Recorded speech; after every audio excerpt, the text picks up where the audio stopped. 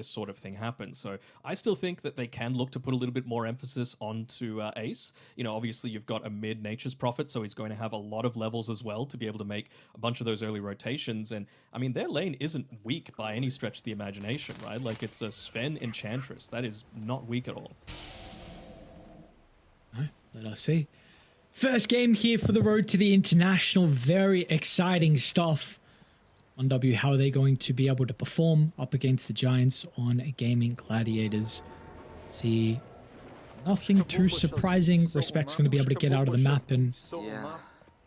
I'm just going to say maybe drop an observer, but he's got double sentry, so no early stuff going on. Maybe a late smoke from Gaimin.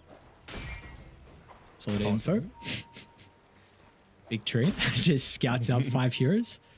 It's scouting out 5 heroes. Respect was also making sure, sorry, not Respect. Chira Jr. was also making sure to just walk it barely underneath the tower range to scout out if there were any observer wards there. So nice little micro, didn't end up giving up anything. And Quinn eventually is going to be able to pop down an observer ward on the 1W side of the map.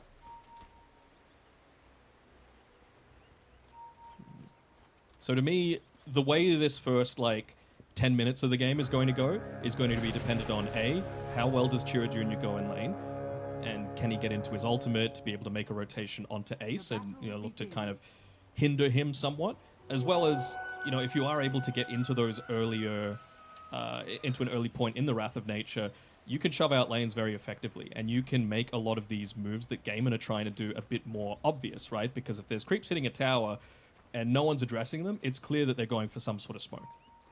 Okay. Eyes on Chira Jr. and how this Nature's Prophet is going to be able to go. He's already got the treads leveled up, sorry, queued up. And you see how this Ironwood tree is able to perform. What do we think of the Queen of Pain as well? It did get some slight buffs in regards to, I think it was the Fassive, I don't even know, Masochist, I think. So how do we feel like this hero is currently in the meta? I've seen some other people try and experiment a little bit with pubs, feeling like it might be a little bit more viable. I like the hero overall. Again, I feel like it did address a lot of what Gaimin were lacking in at the time, which was damage. And, you know, if you were looking to try and throw back some damage going the other way when they are trying to go for this death ball, you know, something like the Queen of Pain that has the bondage innate ability, it's got a bit of a return damage coming through as well. So you can afford to play a little bit more aggressively, I could say.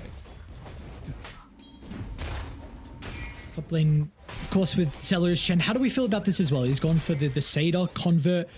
Is this... Do we feel like there's many that he could have chosen for? Or at the moment, Chen, is there only kind of a couple, or this one in particular that you can go for? I like this one in particular, just because it's going to make spamming out your abilities a whole lot easier with that mana regeneration. Also, going up against Sweden Strong, you just want to be mana burning the Weaver, because if it's a support Weaver without mana, not really doing all that much. You know, the change to making his level 2 incredibly busted, right? Having Geminate Attack and Swarm and Shikuchi was way too good previously. So now that you don't get all 3 at level 2, you know, if he's got no mana, then you're feeling pretty happy. Lastly, bottom lane, we see a bit of a brawl going between Respect and Tofu. Would you say this is a little bit more favored for the Enchantress? No, it seems like sometimes Rubik can have a bit of a difficulty with trading versus especially supports that have some way to be able to get a summon. Yeah, not even just the summon, right? But also just the heal that you get off the back of it as well, right? The reduced damage coming, of course, through the Fade Bolt isn't going to be quite as impactful anymore. So I think, in general, both teams are going to be pretty happy with just sitting back and farming. My eyes are really just on this mid lane. Like I said, Chira Jr. is going to be the key for how 1W are going to be able to potentially open up this game. I wonder if he might even go for a TP back to base pretty soon as well, because he's sitting kind of low. And I don't know if Quinn actually wants to go for like a Shadow Strike build, right? I know you mentioned that, you know, with being able to go back to base, you kind of nullify that, but it doesn't really provide the damage that you need from the game, right? I think he's just going to be a whole lot more focused on spamming out these waves of the Scream of Pain and enabling himself to be able to make these rotations and be those damage dealers once the fights break out. First little objective of the game, we do see the Lotus down bottom going towards Ace top. I think they just got it in time for Sweden Strong as well. Overall, very, very quiet start. Cloud is having a bit more of a difficult time, though, on the Primal Beast. Only 13 last hits at the moment. Creep Wave's in a pretty good position for the Dino to be able to see us relatively well under the tower, but we do see he's struggling a little bit at the moment. Yeah, Sweden Strong has done a pretty decent job of keeping the wave pushed back. Again, like, this is such a strong lane. I really don't see them killing anyone. If you're 1W, right? DK, very, very tanky. Celery, he's just going to be able to give you the weight of numbers, and he's even getting a nice few D wards now. So now the lane is actually going to swing in Gaimin's favor. What do we want to see out of Celery then? Like, if we feel like Diracho is kind of untouchable at top, are we really expecting a rotation pretty shortly through the gate for the Chen? Potentially through the gate, or it's about reaching that time where he might even be considering going mid, right? As well, we speak about Celery, he's the one being dived. Celery in some danger. They're going to have to damage Son at the tower, but it will not matter. They'll probably get a return kill onto Cloud with the aggro getting chained away to Sweden Strong. It actually will be enough to keep Cloud alive, so very nicely done. They'll strike first in our game one. Although, I mean, yes, it sucks that it's first blood. However, Quinn is just going to be rubbing his hands together, saying thank you very much. Might be looking to get a bottle refill potentially for this mid lane because, you know, like we were saying, it's around that timing. For... Yeah, there we go. Easy clap. Calculated it's around there. that 5 minute That's what he says. Mm-hmm. It's always intentional. Oh, doing really well, Chira Jr. there. He ended up using the Fortify just to make sure that his creep wave didn't get nuked down. It's also going to enable them to potentially go for a bit of a dive here. Although Chira Jr., he's a little bit low on mana and health himself, so I'm not sure if he's going to go past the tower. I was even giving tabs down bottom as well. There was a lot of damage put into Tofu along with Ace at that moment. Using the Warpine Raider to attempt to help dive the tower. Got a bit of damage into the objective as well. In fact, a decent amount of damage, almost 500 onto it. He's going to attempt jump under. Quinn finds a kill. Doesn't even need the Sonic Wave as well. Now we'll be able to TP back to base. So a solo kill for Quinn's Queen of Pain. Queen of Pain is always very dangerous to have to go up against.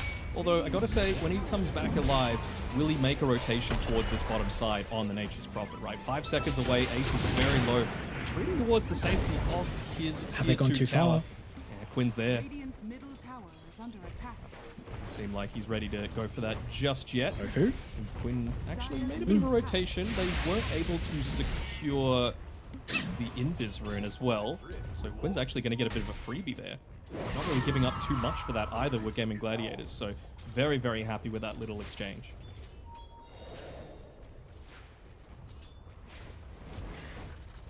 See what he can do with the Invis if there's anything crazy. Still, of course, has Sonic Wave, and we do see Celery hang around the lane. Yeah. Maybe there's a play to be had as Cloud is also aggressively pulling this top wave. They were starting to ping him out. Don't know if there's going to be a potential for that, but we have seen so far, though, 1W, we're really trying to put a lot of pressure onto this bottom lane on Gaimin Gladiators, again, using the Enchantress creeps to dive, so maybe there is that potential, like you're saying, because we still yet to see Chira Jr. move to another lane with the teleport, so maybe he'll go bottom, but we'll have to keep our attention on what they want to do next. You got to be very mindful as well. Again, I'm just going to keep harping on about this Nature's Prophet, right? Like, might be using the Wrath of Nature, shoves in the lanes, and could potentially free up a time for him to TP in towards that Wisdom Rune. It's just coming up in 30 seconds or so, and someone's going to need to, deal with creeps hitting the towers or, kills being achieved just ahead of them, because Tofu and Ace, they're a little squishy right now, although they do have the movement speed coming out to them very shortly. Boots finished off for Tofu and Treads for Ace.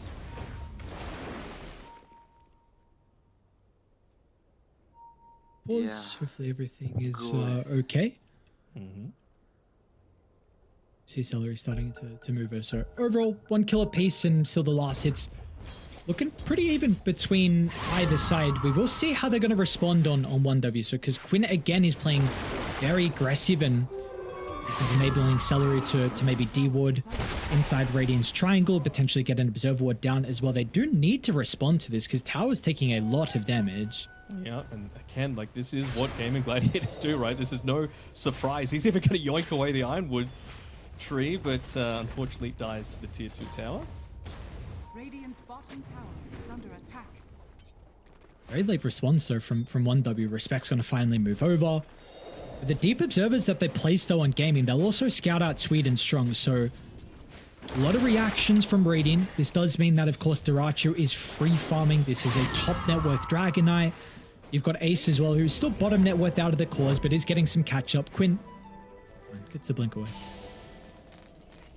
He should be okay. Although Celery, he's the one that's being targeted right now by Sweden Strong. TP going to come in, and oh no, the Centaur Conqueror ended up turning against him there. So if you're going to focus in onto the jungle, that's going to be the case. And they clean up a few, and they get a nice little D-ward off. So good little rotation coming through, and there are a few people grouped around that mid lane as well, right as that 8-minute mark is going to come out. Will Quinn be lucky enough to secure another power rune? No, Respect yoinks it away. Where's he going to jump to though? Sweden Strong up to the north. We'll have to go to the right side. No one there is currently positioned, but Tofu though stuck inside the Sprout. Be able to cut his way out, but it will not be enough. Oh, okay, you got to finish your food. It looks like they will be able to with the damage of the Blood Grenade. This tower as well should be okay with Celery being able to drag away the graded tree. Nonetheless though, okay, they'll take it back. I mean, it's a lot of damage, and this is the thing, right? You really needed to get off to a good start at the very beginning. Have they got the damage? No, they don't. Now Quinn, he committed to the middle with the blink still on cooldown. Oh no, Quinn thought he had the damage, but not to be, and just the assistance of the facet there. The extra healing from the overprotective Wisp keeps Respect alive. Tower goes down, and now a 2,000 net worth lead for 1W. I was actually going to comment on it a bit earlier, but Chira Jr. loved the Raindrops purchase, right? Like, you're going up against Queen of Pain that has put 0 points in the Shadow Strike. It's all about that Scream of Pain. You're blocking so much damage, right? For only, what, 225, I think, gold to be able to buy it. I kind of want to see it on a bunch of these different heroes on 1W's side. It just feels like an incredibly good item for this game. Duracho might not be safe either. So 1,500 health they're going to have to go through. A lot of armor on the Dragon Knight as well. He's got that Helm of Iron Will. That might make it a bit much. And the Spark of Courage. Everyone. 5 heroes. Sure. Sorry, Duracho. This is a difficult one to be able to escape, and well, he will not escape indeed. They need every single hero to be able to bring him down. This will leave all the other lanes alone. I mean, Ace is pushing in bottom. Quinn's going to be able to snipe Moonkushi's Courier, plus get a full creep wave, and they might not... Okay, they will TP in some heroes to defend the tower.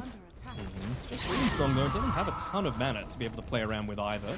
So it's really just trying to keep this tower up for as long as possible. They're going to be once again hoping for a rune up on the top side, and they're going to get it. So Cloud DD rune should be going his way. So they've been able to protect a lot of their real estate. They've gotten a bunch of kills. They've taken 2 tier 1 towers. They're basically playing the Gaimin Gladiators strategy right now on 1W. This is a team that has clearly done their homework. Shout out to Achilles, their coach. Let's see if this is going to be the advantage they need to bring them into an even mid game. Because we do see that person that you were mentioning in particular in gaming is Ace, who was bottom of the net worth and has caught up relatively well. I mean, it's now Quinn that is fallen a little bit behind, but after getting the tower for Ace, gets close towards the blink. Cloud will TP down before the tower dies, and with the assistance of the Nature's Prophet, there's not going to be enough to keep Slardar alive. Or maybe nice a stun along with the telekinesis. Ace actually able to slither away. Sweden Strong feels like he can continue the chase. He's going to run straight to Quinn on the high ground, and the burst is almost enough, but the time lapse will come out in time. So the Weaver's able to stay alive. Tower will still go down at the bottom side of the map. So their first objective here for Gaimin Gladiators. It's very rare that you see Gaimin having to rotate that many people defensively though, right? Normally it's them being the ones proactive a lot of the time, and that's going to enable, like, yeah, there's a bit of a net worth difference. It's pretty much on the supports right now, though, right? Look at Respect. He's looking to build into that Solar Crest really early. You've got a Weaver who's nearly building into the Spirit Vessel at quite a good time. So it's going to be really effective against this heal, sustain style that you're going to get with the Hand of God, with the mech coming up shortly-ish for Celery, and of course just the DK with the Worm's Wrath. What do we want to see out of the DK in particular? Gladiator again is, I mean, we saw that one death prior. Okay, mid lane, Quinn blows up Sweden Strong. This time the damage isn't going to be an issue, but Quinn, oh boy, just, yeah, disjoints the Stormhammer. And, I mean, we are seeing, there we go. Gives him the tip back. I mean, it was a 4 kill streak as well, so that's a nice little injection of gold there coming through for Quinn, who, by the way, go on the Dagon. So, if you are going to be the one jumping in, making sure that you're getting value out of the bondage innate ability. Just having a little bit of that spell lifesteal coming through is going to be incredibly effective at just prolonging your life in a lot of these things. You can even see from the Ironwood tree, right? It's just stats that he wants at this point. Back to the discussion of the carries, we do see Dyrachyo is able to clean up a stack over at the triangle, and still there are no stacks that have been made for 1W. This was a thing earlier with Celery dropping the sentry down, preventing that. I don't think they have tried anyways, so we do see this network lead continuing to go slightly into the favor of Dyrachyo. Will be the Sunge as his next item, and when do we want to see him kind of start to join some of the fights? Because we know the Sven, could be like a blink next item for Munkushi to get involved. What about the Dragon Knight? When do we feel like Dyrachyo is going to want to start to show up to some of these early fights? Let's have a look at what he's getting close to. I mean, I wouldn't be surprised if, hold on, bottom side, Swedenstrong's going to be able to get away. Once he's got the Sange, I wouldn't hate it, just because that's probably going to synergize fairly well with Celery getting the mech and Ace having the Blink Dagger, I believe, coming out to him right now. So they've got a bit of a timing here around that 14-minute mark to potentially make a play on Gaimin Gladiators. Do you have a preference on playing the Celery game right now? He's like looking to be the rat himself with his Enchantress. I wouldn't be surprised if he just looked at a lot of Celery replays and modeled his game after that. It's going to be the target of this movement, though. Of course, with the high ground observer, they are well aware of how aggressive Respect is farming, but this is not an easy kill. With 4 points up in the Nature's attendance, they will have to work for an Radiant. They're smoking over, and they're going to be fast enough to protect him and maybe get a rebuttal kill. He's still alive, and where's the team? Finally, they'll come charging into the middle as Cloud has the damage for Tofu.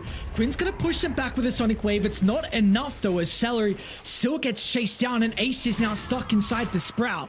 With a stun will fly out from Munkushi, and there's just nothing they're going to be able to do. Ace still should die out of the tier 2 tower, not actually to be, as 1W will respect the potential of this slaughter and maybe anyone else to keep him alive. Nonetheless, so we do see how tanky this Enchantress can be. Yeah, small mistake there from Chira Jr. as well. He was standing next to the Illusion Rune while he had the Corrosive Haze on him, so could have yoinked that one away. Instead, Quinn's going to be able to get away with actually finally getting a Power Rune for himself. Enables him to stay out on the map, feel a little bit more safe to be able to just go immediately back to the lane and farm. I like what I'm seeing, though, Dano. We got a very even game. I mean, I definitely would say even myself, I didn't have as high expectations for 1W, and I think you said, you feel like Gaimin, the team that you feel like will come out on top here for the international, and we see at the moment 1W really bring the fight to them.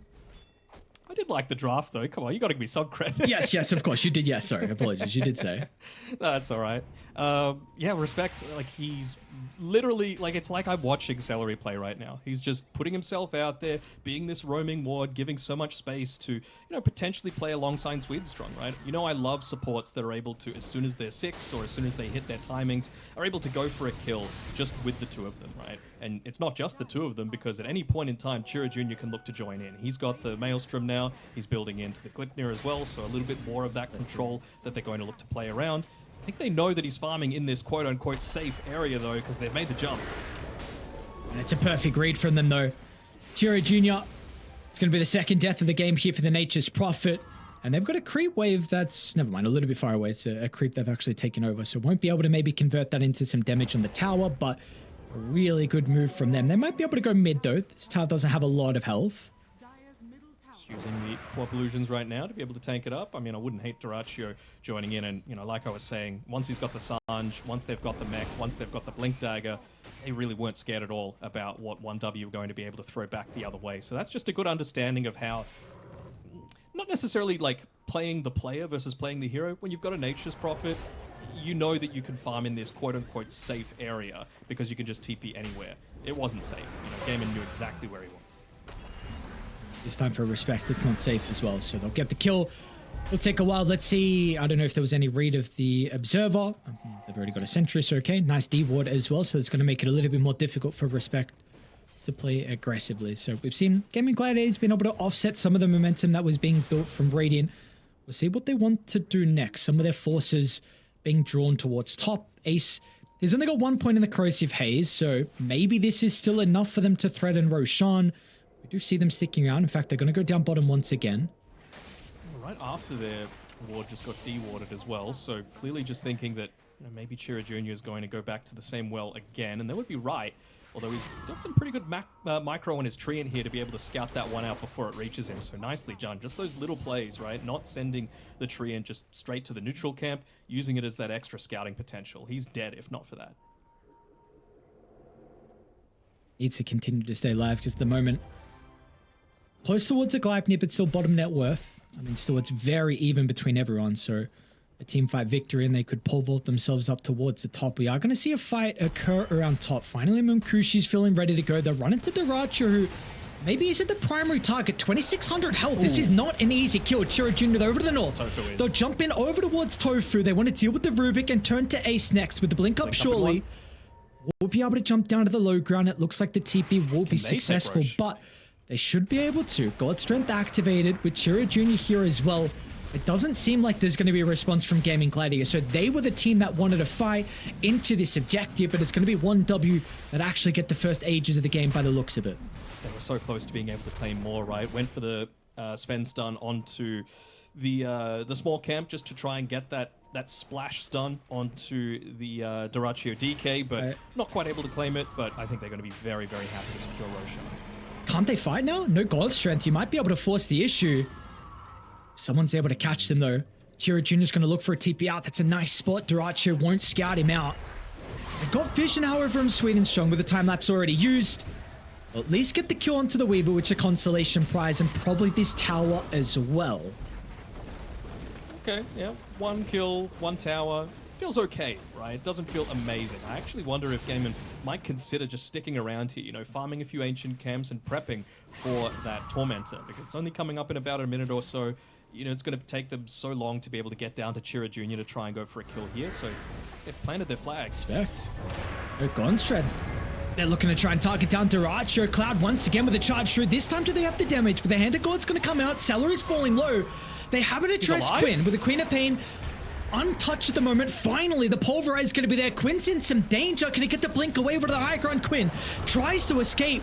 This is giving Daracha now some moments to be able to right-click down some of the heroes, but Chira Jr. gone. Has Munkushi got the damage? Finally, God Strength is back online.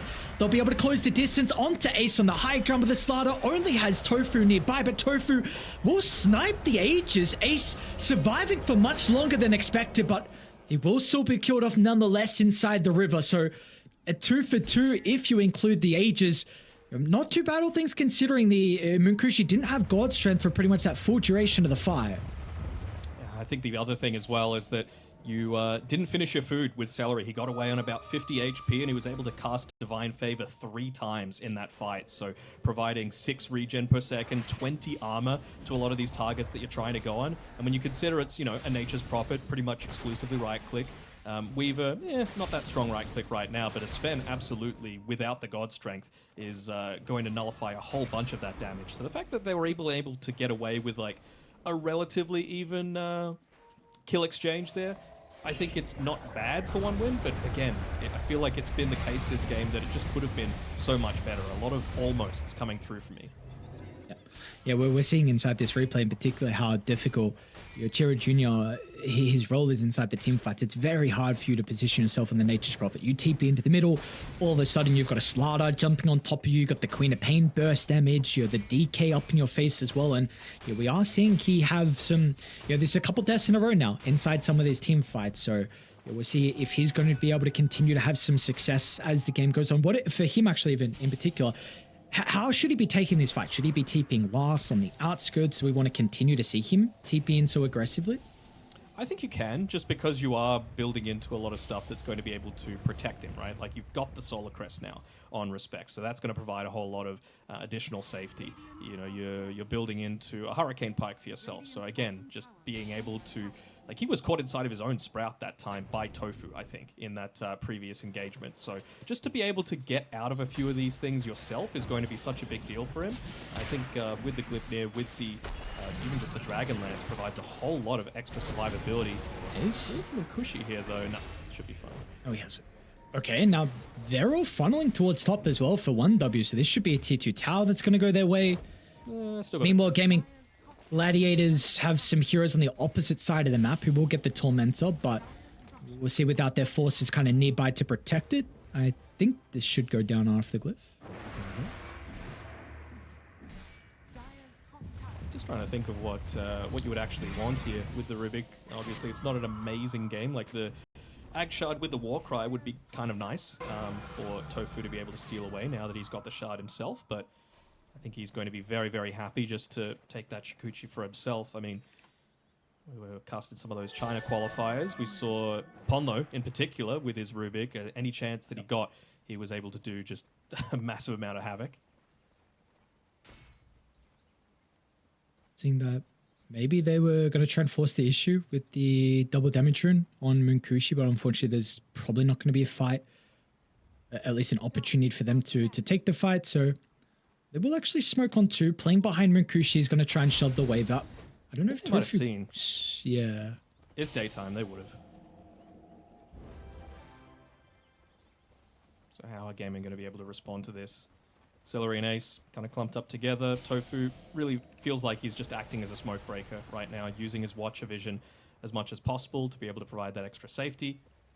I think we should be able to get away with just that, although Duracho... Quinn's not here. Yeah, and Duracho's hung around for a little bit too long. How long's left on that smoke? Can't be too long, yeah, just about 5 or so seconds, so just playing Tofu's going to in run the safest first. possible space. Tofu, Going to be able to get the start. Cloud, no, he's not actually. Now, Ace with the counter initiation in the middle. This is going to buy them enough time for Quinn to TP in. Chira's indeed. And may have isolated Chira Jr. as well. He is in, and they need to protect him. The rest of the team's going to try and run over, but Chira Jr. still doesn't have the backup. Can you take the fight 4 on 5 now with the BKB? It's going to get activated from Durachi with the turn. Cloud in a lot of danger. Look at the damage start to rain in the crits along with the minus armor. This was just a messy fight. 1W. They tried to take it into the home of Gaming Gladiators, but now they're going to lose a 4th as well. Ace snipes respect on the TP, and they lose no one. Maybe an opportunity where you catch Tofu at the start, get rid of the Rubik, the spellcaster, before Quinn's able to get there, but that is not to be. An incredible fight for the boys on Dire. I mean, if you ever say that supports don't decide games, just watch that replay, right? Tofu in the perfect position, not only to be able to protect his carry, but also scouts out the smoke, gets away himself because he's already got the Shikuchi stolen. He was right in the right place in the mid lane as well, putting his life in danger to be able to just force a little bit of pressure away from that lane as well. He is an exceptional player, not just on the Rubik, but any sort of hero. And yeah, Chira Jr. might have just gone in a little bit too deep there. They've got the Deep Observer Ward to be able to provide a little bit of extra safety to him, but it's not like this Gaimin lineup where you've got, you know, the Greaves, the Hand of God, all this other stuff to be able to protect him. It's pretty much him on his own if he's in that deep. I mean, he's still 3rd in net worth, but we really see him have a difficulty to stay inside some of these team fights, and you know, maybe the damage is going to be a little bit lacking now with the Crimson Guard picked up from Ace as well. Could certainly see that. Although you are going up against an Enchantress, right? So you can dispel off the Crimson Guard. That's always going to be a factor. So maybe Respect is just going to be holding that up until it's used, just to make sure that you always do have that turnaround potential. Same game in their slight net worth lead go their way, about up to 4,000, which is actually the largest lead we've had so far. Mid lane, Cloud maybe gives them an opportunity. Crimson Guard still yet to be activated, with the team late to actually move over, so there will be no fight had. They're still sticking around bottom, and Kushi didn't want to join them either with Chira Jr. as well, so a big opportunity. Mid pushed in, top pushed in. Maybe some objectives to be had. Duracho with that level 20 is really ready to go. Is indeed, and look at his item build as well, right? He's gotten into the Daedalus. I was saying he needs to be a little bit more farm-oriented, not play the Duracho way, just putting himself in harm's way a lot of the time. And he's sat back. He's got to, like you said, that level 20. He's gone the extra attack range as well, so he's your big sieger. And I just want to point out as well a few of the itemization choices as well from neutral items. DK going the Light Collector, so he's not going to get isolated inside of a Sprout from Chira Jr. You even got an Iron Talon still on Ace right now, so he's always going to be able to just chop that away, not only with the Iron Talon, but his Quelling Blade as well. It's a very interesting move. Yeah. difficult to read. You've got Dyrachyo off than you would expect. Probably the team's playing behind him when he's sieging this aggressively onto the tower. Everyone else is going to sweep to the right side of the map. Unfortunately, they will not be successful with this. Everyone is 3 heroes tower, back though. inside the base. And that's the main objective, right? Like, you got the tower. That's what you were looking to accomplish there. And, you know, no one, again, dealing with that bottom lane, pushing in, makes the rotation a little bit obvious, but I think 1W are very conscious of the fact that, okay, well, we haven't taken a few fights on our terms. We really need to try and set up around this Roshan right now, because that is the next key objective. It's up in 2 seconds. Quinn just missing out on that scout out there. Trine is scouting Celery. I don't know if there's going to be much they can do with it. It's not bad indeed, but the rest of the team's starting Roche, and it's falling fast. They need to go soon. A little slow. What's the call? 1W Moonkushi, can he enter the middle of the fight? They're going to try and go to the north this time, once again onto Celery. But they got the damage they do. They're going to commit everything to bring him down. They'll deal with the secondary support as well, but now the calls, they've gone uncontested, but Quinn stuck inside the Sprout. He'll go down, but Dyrachyo, this Dragon Knight with the buff up of the Corrosive Haze, they'll be able to turn over Chira Jr. You know, the Nature's Prophets had a difficult time inside the team fights, and this one is no different. As Gaimin Gladiators, they stuck around the Dragon Knight, and they should be rewarded as well. Another kill over to the east. Ace and Tofu combination together. As we saw 1W this time, you know, you were able to deal with the supports to start, but it just didn't matter. The cores, in particular, Dyrachyo, are too far ahead. I think they're just second-guessing themselves too much. A bunch of these rotations have just been a little bit too slow for mine, and Gaimin Gladiators, their minds click instantly. They say, okay, this is what's happening, let's make a decision, and let's make it right now. It's what sets the good teams apart from the great ones. I think Amar is another one of those players that just instantly commits to an idea. And for them, you know, that previous rotation towards the enemy triangle, the rotation there to try and contest Roshan, if it was even like 3 seconds sooner, maybe they don't continue in there to commit to Rosh. Maybe you know, have an outnumber for a little bit longer time, but just because of that slight delay, it means that not only do you lose the Aegis, not only do you lose the Roshan's banner, but you also have, I think it was a 3-for-2 trade going against you.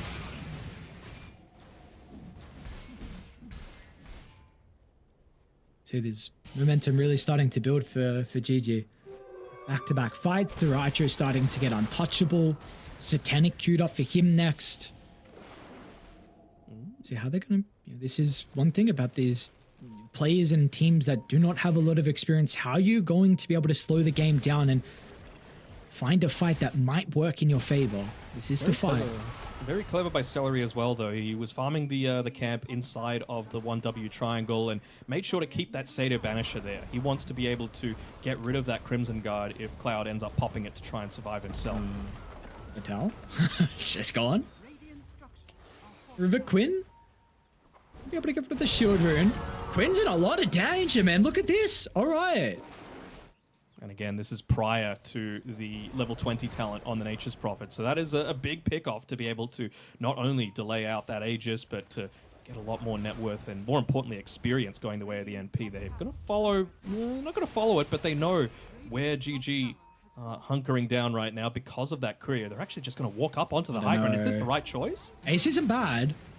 He's going to be able to get the blink away, though. And like you said, is this the right choice now? Because look at Dyrachyo's position on the high ground, giving them all the information. Moonkushi assassinates Tofu. They want to just completely avoid Dyrachyo. And that will result in a successful team fight for them. And now with the Pulverize being used, Dyrachyo should be able to TP out in the cover of the BKB.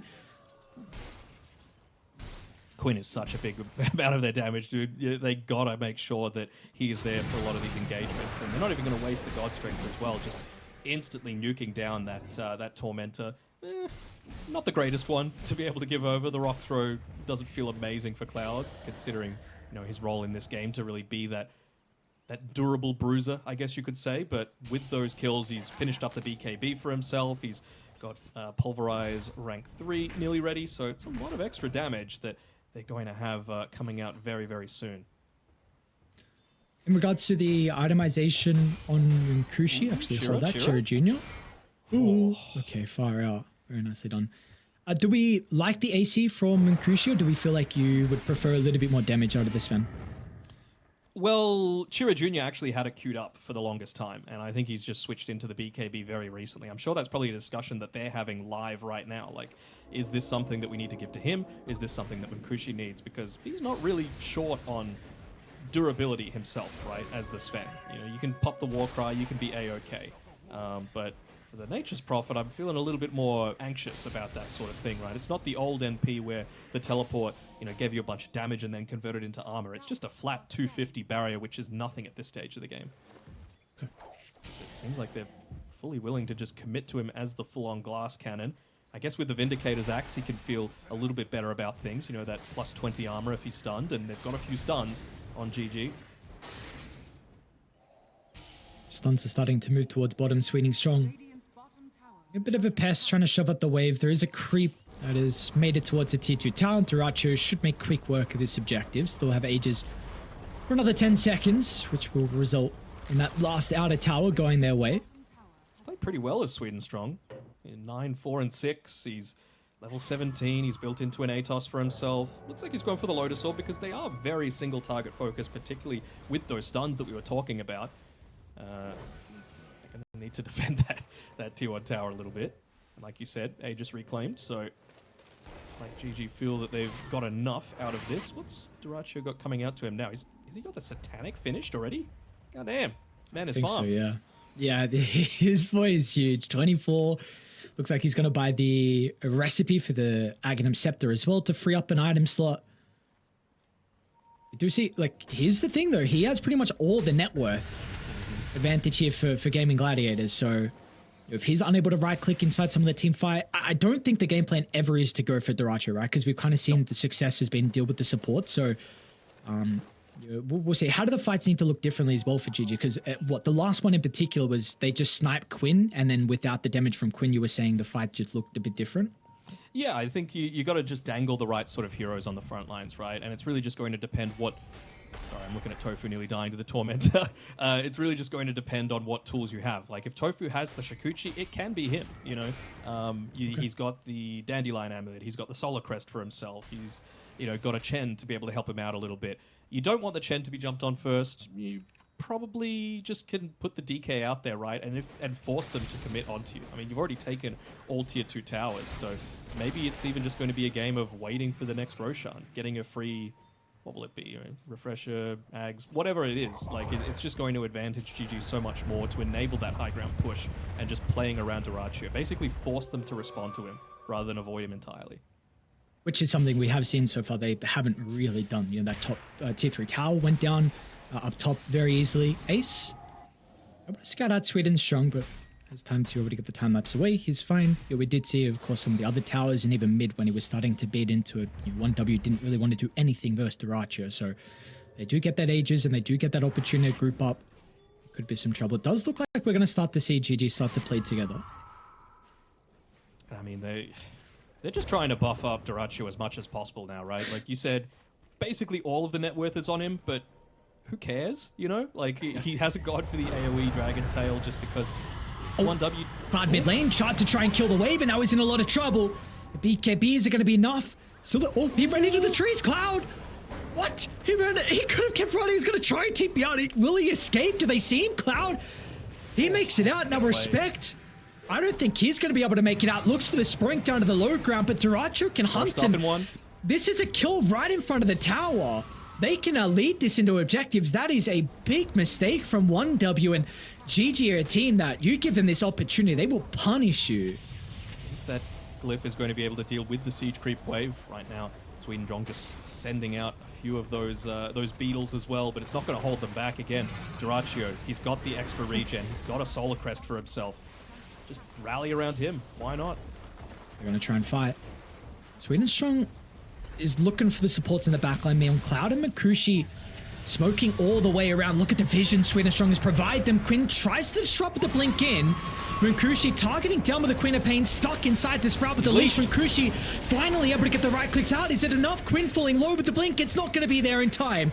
Eyes on Duracho. What he's going to be able to do with the stun look. It is perfect. Or is it Sweden Strong? Time lapse out of the last second. Tiro Jr. also looking for the TP. Ace, has he got the stun? A millisecond short. He's going to be able to escape as well, but they may just go back to the high ground here on GG. Yeah, you've used a lot of your tools right now. You don't have the time lapse for 20 seconds. Most importantly, though, you don't have the Sven. Like, what is stopping them from just hitting into a lot of these towers? Chira Jr. putting himself out there just because there is no one else right now, and we very rarely say Dyrachyo is hard carrying this game, but They found man, Tofu. he's doing it. Cloud now in the middle of the team fight. Chiri Jr. being able to right-click freely. Ace, I thought be able to deal with the starter. Cloud might be able to stay alive as well, but the force half close to the base. No, they get the crits. Cloud at least is a buyback sweet and strong time lapse in, but Sentry already laid down and a quick response from Tofu's telekinesis. I don't think you could ask for a better start to a tournament than this for GG, right? Like, they have just done amazingly well. Even just with the Aghanim's blessing on Dyrachyo, he doesn't care about the scrap. He's just happy to move on forward. Look at him! Look how tanky! Oh my god. And this is just going to be mega creeps. Walk it down. It might have taken, 10, 15 minutes longer than the usual GG sort of play, but eventually they would not be denied. Okay. Flies out. Nice leash, bro. Jiro? Sure, TP'd into the lane, but everyone else retreated over to the outpost. Nakushi's going to try and tucker them down. It's a pretty decent stun onto 2. Now, but the quad held into place as well. Quinn in some danger, but they're lacking the damage. And we've seen that be the case onto Dyrachyo. Dyrachyo does not care. Stands his ground. They just don't have the answers towards the Dragon Knight. He's going to go uncontested. It's only one death for him.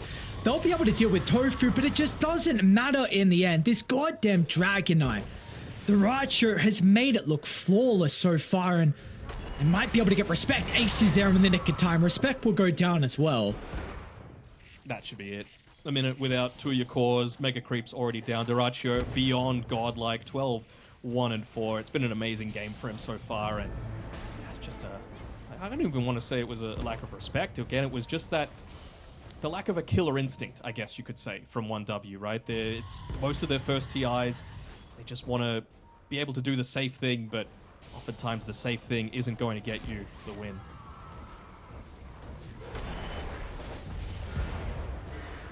Fortunately, it is not. Play things out, But it's not going to a matter. matter of 30 seconds to be able to secure it all. They just want to, feels like, have a bit of a party here. Dyrachyo's feeling himself a little bit. He doesn't want to hit towers. He wants to kill people. He feels unkillable. Look at Ace. Okay, he was hitting the T4 tower. I wanted to jump in, enjoy the fun, but the G's going to be dropped as well. So, yeah, GG going to be able to take game 1. They had to work for it in the end. 39 minutes, and it's a relatively early victory, all things considering, but this game was very, very close, and 1W. Are there any takeaways from them? I don't know if I should even